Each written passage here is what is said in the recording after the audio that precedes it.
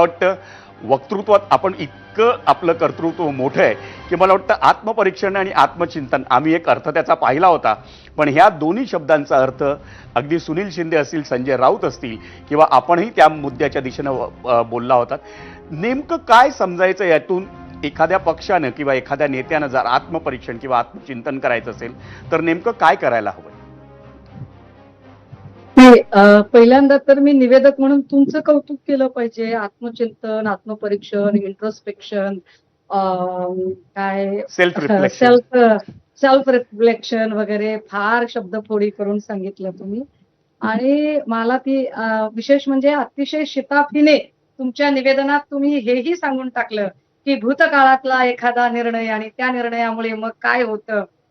तुमची ही शिताफी आणि तुमचं हे चातुर्य मला फार आवडलं. धन्यवाद सुषमाजी. पण ह्या सगळ्यातनं ह्या चातुर्यातनं आम्हाला काहीच कळत नाही असं कसं असेल बरं? अडचण काय आहे माहितीये का? शिवसेना एक कुटुंब आहे. आमच्यात अनेक अडचणी असतात. त्या आम्ही बसून करू. त्याची चर्चा आम्ही चव्हाट्यावर बसून का करावी हा पहिला मुद्दा.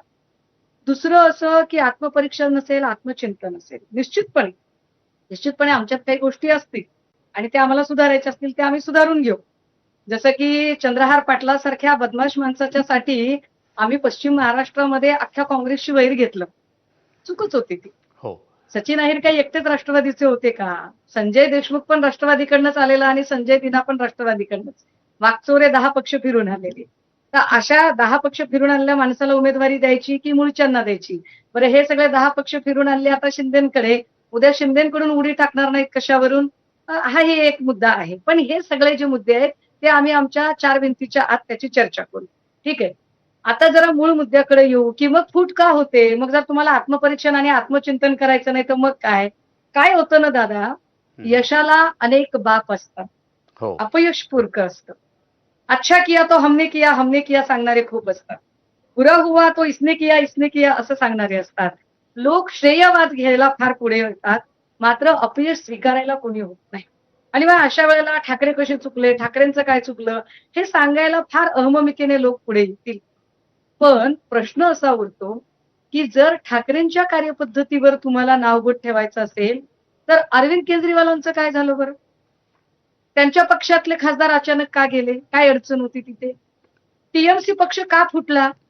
ममता बॅनर्जी तर रस्त्यावर उतरतात, त्या तर अक्षरशः तो वकिली गाऊन घालून सुप्रीम कोर्टात वगैरे गेल्या. मग त्यांच्याबद्दल काय प्रॉब्लेम होता? ठाकरे वेळ देत नाहीत असं आपण एका सेकंदासाठी गृहीत धरू, 1 मिनिटासाठी गृहीत धरू की ठाकरे वेळ देत नाहीत. पण सचिन अहिर तर 24/7 आदित्यजींच्या सोबतच असायचे. हो. प्रत्येक व्हिज्युअल्स मध्ये ते दिसायचे. मग त्यांना वेळ मिळत नाही असं कसं काय गृहीत धरायचं बरं? बरं, जर कार्यपद्धतीत बदल करायचा, तुम्ही फार शिताफीने आणि चातुर्याने अजून एक मुद्दा मांडला.